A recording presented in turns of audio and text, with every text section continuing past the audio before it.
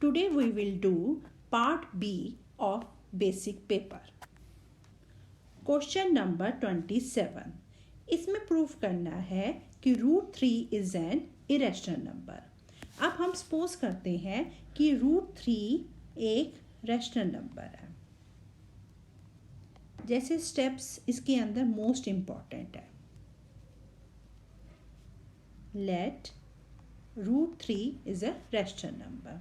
तो अब हम इसको करते हैं √3 को p/, में q से रिप्रेजेंट करते हैं. अब इधर हम लिखते हैं q जो है is not equal to 0. So p and q जो है are integers which have no common factor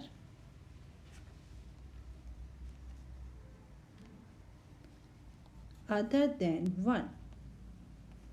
इन दोनों का कॉमन फैक्टर 1 के अलावा कुछ नहीं है. अब हम करेंगे स्क्वेयरिंग बोथ साइड्स. जब हम स्क्वेयर करते हैं तो आ जाता है 3 = p² में q². तो हम p² किसके इक्वल हो जाएगा? 3q² के इक्वल हो जाएगा. इसको हम सेकेंड इक्वेशन से रिप्रेजेंट करेंगे. अब जो p² है वो किससे डिविजिबल है? 3 से. तो हम ये लिखेंगे p² जो है divisible by 3. So p is also divisible by 3.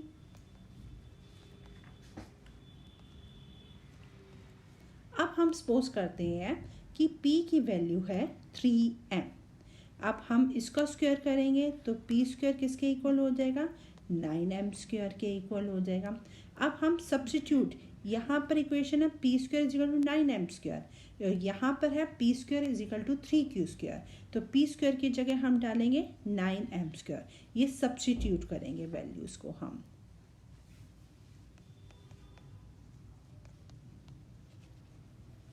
q². तो q² किसके इक्वल हो जाएगा हमारा? 9/3 3m² = q².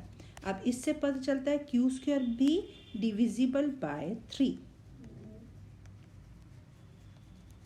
तो q भी हमारा divisible by, q is divisible by 3. अब p भी डिविजिबल हो गया, q भी डिविजिबल हो गया. तो 3 जो है डिवाइड्स हो रहा है p एंड q बोथ हो गया, दोनों से डिविजिबल हो गया इसके अंदर. अब हमारा जो कॉन्ट्राडिक्शन था, this contradiction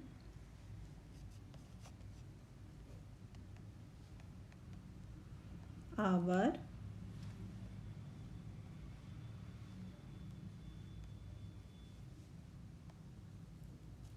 assumption that p and q have no common factor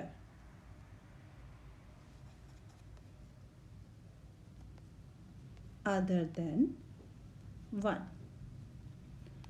अब ये contradiction has arisen because our incorrect assumption that √3 is a rational number. तो अब हमने प्रूफ कर लिया है कि √3 क्या है? Is an irrational number. ये अब हमने प्रूफ कर दिया. Contradiction has arisen because of our incorrect assumption that √3 is a rational number. तो इसी से हमें पता चला कि √3 हमारा इरेशनल नंबर है. Question number 28. इसके अंदर हमें 2 टेंजेंट्स दे रखी हैं, TP एंड TQ, जिसका सेंटर है O और इसका एक्सटर्नल पॉइंट है T. प्रूफ करना है PTQ जो है वो ट्वाइस ऑफ एंगल OPQ है. अब हमें पता है कि PT is a tangent at a point P of the circle. and OP is the radius. So by theorem angle OPT किसके इक्वल हो गया? 90 डिग्री के इक्वल. अब OQ भी हमारा रेडियस है तो एंगल OQT भी हमारा 90 डिग्री हो गया. अब जब हम इन दोनों का सम करेंगे OPT plus angle OQT is equal to 180 degree. अब हम क्वाड्रिलेटर लेते हैं. क्वाड्रिलेटर है हमारा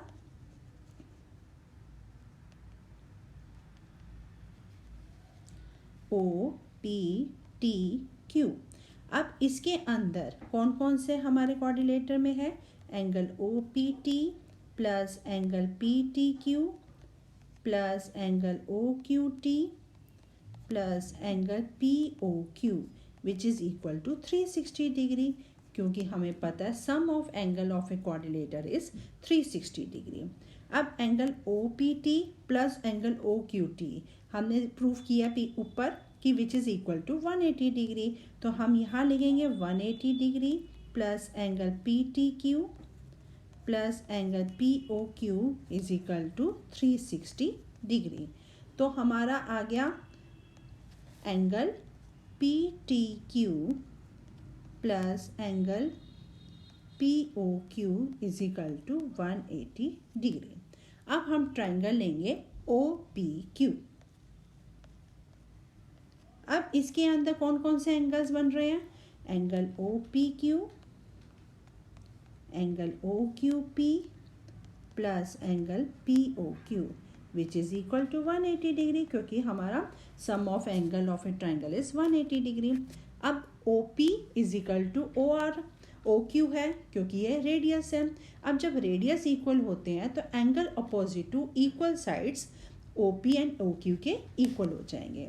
OP and OQ they are radius, तो दोनों इक्वल हैं, तो एंगल अपोजिट से हमारे थ्योरम से हो जाएंगे एंगल OPQ एंगल OQP भी इक्वल हो जाएंगे. अब एंगल OPQ OQP के इक्वल है, तो हम इसकी जगह लिख सकते हैं twice of angle OPQ plus angle POQ is equal to 180 degree. अब 180 डिग्री के हमारे ये क्वेश्चन भी इक्वल है और ये क्वेश्चन भी आ गई, तो उसको हम सब्स्टिट्यूट कर देंगे. Angle PTQ plus angle POQ is equal to twice of angle OPQ plus angle POQ. अब ये हमारे कैंसिल आउट हो गया, तो एंगल PTQ किसके इक्वल हो गया? ट्वाइस ऑफ एंगल OPQ के. Our next question is Meena went to bank to withdraw ₹2000. उसे 2000 रुपीज़ विड्रॉ किया. अब कैशियर ने उसे 50 और 100 के नोट्स दिए. अब मीना को टोटल नोट्स मिले 25. तो how many notes of 50 and 100 के कितने उसको रिसीव हुए? 50 के कितने आए और 100 के कितने आए? तो अब हमें पता नहीं है कि 50 के कितने 100 के कितने आए, तो लेट करते हैं कि 50 के उसको X नोट्स मिले हैं और 100 के हम उसको मिले हैं Y नोट्स. अब टोटल उसको कितने मिले हैं? 2000. तो 50 के हमें ये और इक्वेशन हमारी बन जाएगी, इक्वेशन हमारी बनेगी दैट इज 2000. अब टोटल नोट्स कितने मिले हैं उसको 25. तो हमें 50 के या 100 के कितने मिले? Total notes 25. ये हमारी दो इक्वेशन बन गई. अब यहाँ पर तो 50x plus 100y is equal to 2000 है और नेक्स्ट में इक्वेशन है x plus y is equal to 25. तो ये हमारी इक्वेशन फर्स्ट है, ये सेकेंड है. अब हम सेकेंड इक्वेशन को मल्टीप्लाई बाय 50 करेंगे. 50 से मल्टीप्लाई करेंगे तो क्या आ जाएगा? Multiply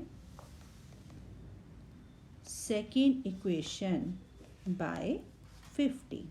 so 50x plus 50y is equal to 1250. अब हम इन दोनों को सॉल्व करेंगे.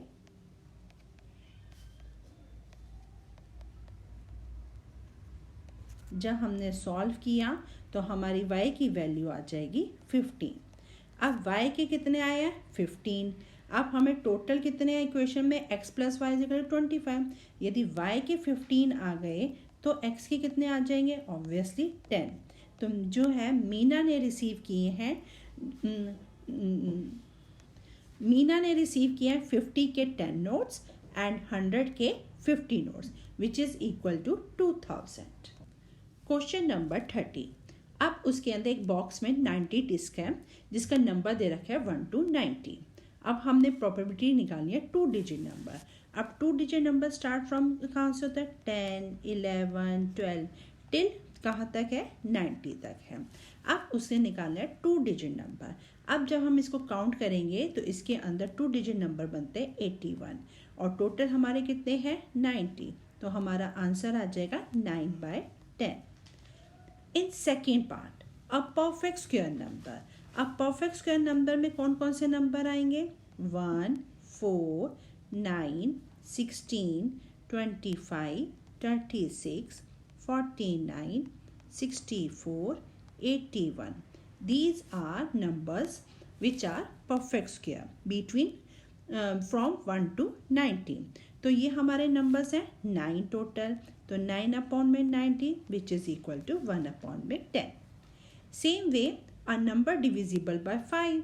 अब नंबर डिविजिबल बाय 5 में कौन कौन सा था, 5, 10, 15 सो ऑन 90। 5 का गैप लेंगे। अब जब हम इसमें आउटकम्स निकालेंगे तो कितने आएंगे, डेट इज़ 18 अपॉन में 90 which is equal to 1 upon में 5। क्वेश्चन नंबर 30 का और पार्ट। अब इसके अंदर हमें कार्ड्स दे रखे हैं 52 कार्ड्स। प्रॉपर्टी निकालनी है किंग ऑफ रेड कलर। अब रेड कलर के कितने कौन कौन से होते हैं हमारे, spade and heart and diamond. और उसके अंदर किंग कितने हैं 2। तो हम probability of king of red colour कितने हो गए हमारे, 2 अपॉन में 52 which is equal to 1 upon में 26। Same spade. अब स्पेड में टोटल कार्ड्स कितने होते हैं 13। तो प्रॉपर्बिलिटी ऑफ स्पेड कितने आ जाएंगे 13। तो हमारा आ जाएगा 13 अपॉन में 52 which is equal to 1 upon में 4। अब क्वीन ऑफ डायमंड। अब डायमंड की क्वीन तो एक ही हो सकती है, तो हम इसके अंदर क्या हो जाएगा हमारा 1 हो जाएगा। तो प्रॉपर्बिलिटी हम क्वीन की निकालेंगे डायमंड की, तो क्या आ जाएगा 1 अपॉन में 52। अब इसके अंदर मेटेलिक स्फीयर्स दे रखे हैं जिनका डिफरेंट रेडियाई दे रखा है, 6 सेंटीमीटर, 8 सेंटीमीटर एंड 10 सेंटीमीटर, जो मेल्ट होके एक सॉलिड स्फीयर बना रहा है। अब उसका हमें रेडियस फाइंड आउट करना है। अब वॉल्यूम ऑफ स्फीयर क्या होता है, yes, volume of sphere that is equal to 4/3 pi r की क्यूब। अब इसको हमने कैपिटल आर से रिप्रेजेंट किया है और जो डिफरेंट रेडियस है उनको हम स्मॉल आर से रिप्रेजेंट करेंगे।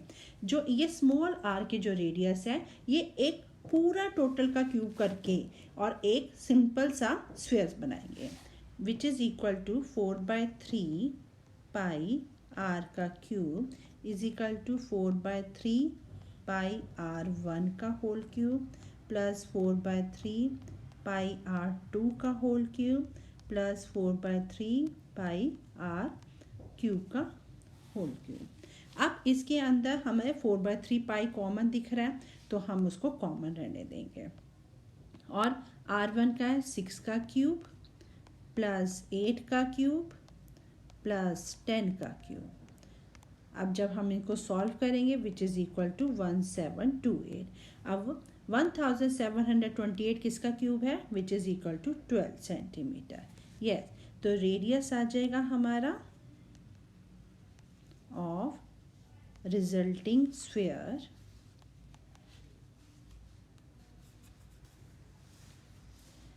Is 12 centimetre. Question number 32। अब इसके अंदर हमें ये प्रूफ करना है sign A minus cos A plus 1 divided by sin A plus cos A minus 1 is equal to 1 upon में सेक ए माइनस 10 ए। अब हम फर्स्ट स्टेप क्या करेंगे, बोथ साइड्स जो है न्यूमरेटर एंड डिनोमिनेटर में कॉस ए से डिवाइड करेंगे। तो हम sign A minus cos A plus 1 upon में कॉस ए।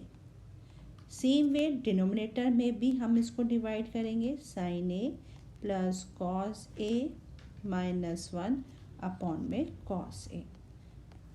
जब हम इसको डिवाइड किया साइन ए अपॉन में कॉस ए कितना आता है, टेन ए आता है। सेम वे -1 आता है प्लस सेक ए, क्योंकि हमें पता है साइन ए अपॉन में कॉस ए टेन ए होता है और 1 अपॉन में cos A is equal to sec A. Same way tan A plus 1 minus sec A. अब इसके बाद हम क्या करेंगे, इनको टेन ए ऐसे लिख सकते हैं प्लस सेक ए माइनस 1 अपॉन में ten A minus sec A plus 1। अब हम दोनों साइड ऊपर और नीचे ten A minus sec A से मल्टीप्लाई एंड डिवाइड करेंगे।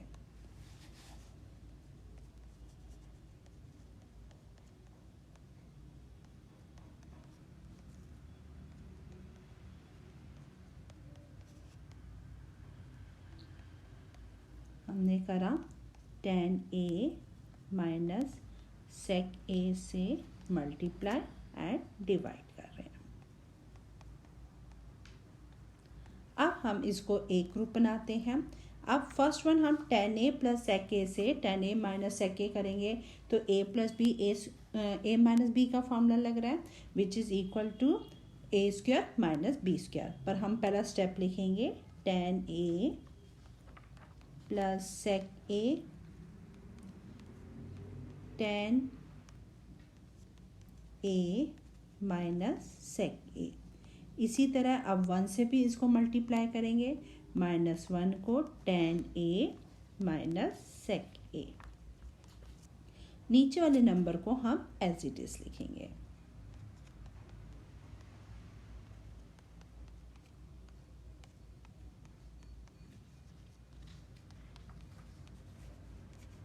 ठीक है।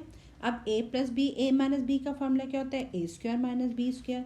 तो हम tan square A minus sec square A, और ये माइनस से इसको मल्टीप्लाई किया तो ये टेन ए आ जाएगा और हमारा यहाँ पर सेक ए आ जाएगा, और नीचे वाला नंबर हमारा एज इट इज आएगा।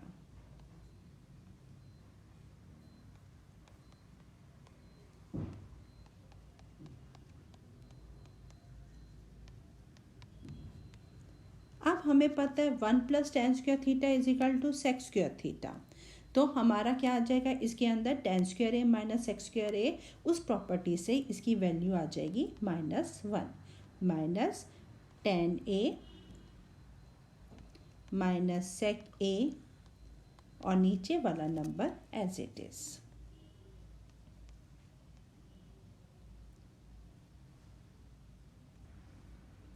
Ten A minus sec A plus 1 tan A minus sec A.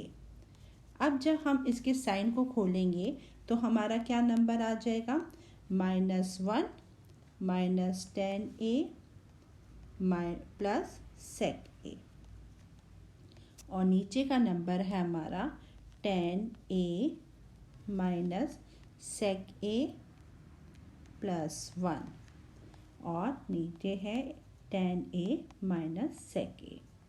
अब हम नीचे माइनस को कॉमन ले लेंगे, ऊपर की तरफ कॉमन ले लेंगे।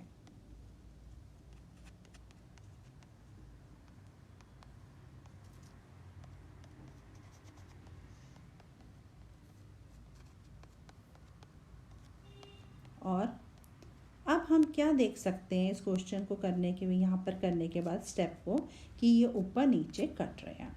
तो ये आ जाएगा -1 अपॉन में ten A minus sec A. अब हमें प्रूफ किसके इक्वल करना है इसको, तो ये माइनस का साइन को हम नीचे लेकर आएंगे तो क्या आ जाएगा, minus tan A plus sec ए।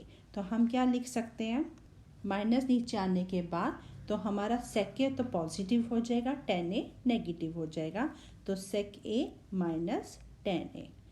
तो जो हमने एल एच एस किसके इक्वल हो गया, आर एच एस के इक्वल हो गया।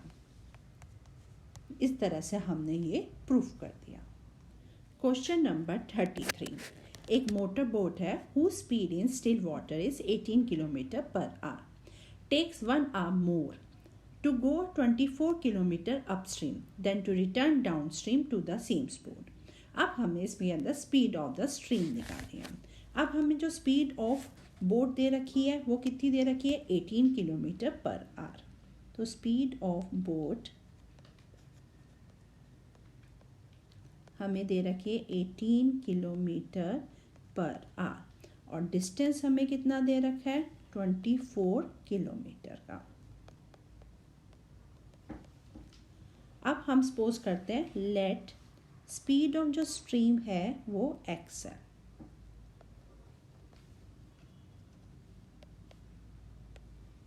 अब जो टाइम दे रखे हैं वो एक हम t1 और t2 से रिप्रेजेंट करेंगे। t1 को हम अपस्ट्रीम से रिप्रेजेंट करेंगे और t2 को डाउनस्ट्रीम से रिप्रेजेंट करेंगे। और टाइम का फॉर्मूला हमें पता है, डिस्टेंस अपॉन में स्पीड होता है। तो अपस्ट्रीम के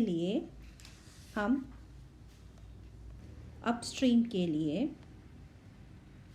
हमारी स्पीड हो जाएगी 18 minus x kilometre per our और डिस्टेंस है 24 किलोमीटर और टाइम कितना हो जाएगा, t1 से रिप्रेजेंट करेंगे। और डाउन स्ट्रीम के लिए हम करेंगे, स्पीड हो जाएगी इसके अंदर हमारी 18 plus x kilometre per our, distance है हमारा इसके अंदर भी 24 किलोमीटर और टाइम को रिप्रेजेंट करेंगे t2। अब t1 से इसको हम लिखेंगे डिस्टेंस अपॉन में speed which is equal to 24 upon में 18 माइनस x और इधर t2 को हम रिप्रेजेंट करेंगे 24 अपॉन में 18 प्लस x। अब इन दोनों को जो डिफरेंस है वो है 1 किलोमीटर का, तो हम इनका डिफरेंस लिखेंगे 24 अपॉन में 18 minus x minus 24 18 plus x is equal to 1। अब जब हम इसकी वैल्यू को सॉल्व करेंगे x की वैल्यू को, तो हमारा x एक आएगा हमारा -54 और एक x की वैल्यू आएगी 6। और स्पीड हमें भी पता है नेगेटिव नहीं हो सकती, इसलिए हम -54 को रिजेक्ट कर देंगे। तो x जो हमारा क्या आ जाएगा, 6 आ जाएगा, पॉजिटिव लेंगे। तो स्पीड ऑफ स्ट्रीम कितनी हो जाएगी हमारी, that is 6 kilometre per our. 33 का और पार्ट, इसके अंदर 2 कॉन्जिक्यूटिव और पॉजिटिव इंटीजर्स जिनका सम ऑफ हु स्क्वायर इज 290। अब हमें इसके अंदर 2 consecutive odd integers find out करने हैं जिनका जो है सम का स्क्वायर 290 हो। अब हम सपोज करते हैं one of odd positive integer is 2x plus 1, क्योंकि 2 जो है इवन नंबर है, x को सपोज कर तो 1 लेते हैं तो 2 इंटू 1 2, 2 प्लस 1 3 हो गया, तो ये हमारा ऑड हो गया। और अदर नंबर हम सपोज करते हैं, अदर नंबर क्या आ जाएगा, डेट इज 2x प्लस 3, क्योंकि 2 हमारा इवन नंबर है, हमने ऑड नंबर लेने हैं। अब सम ऑफ स्क्वायर